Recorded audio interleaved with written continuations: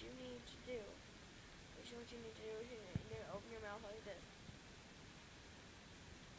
and then cough like that.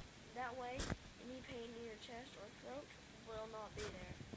It will just come out of your mouth simply as a sound. It will not hurt at all. See, Okay. see, it doesn't hurt. It just gets louder. That's all that happens. So, if you are experiencing really bad coughing and you have neck pain, open your mouth like this.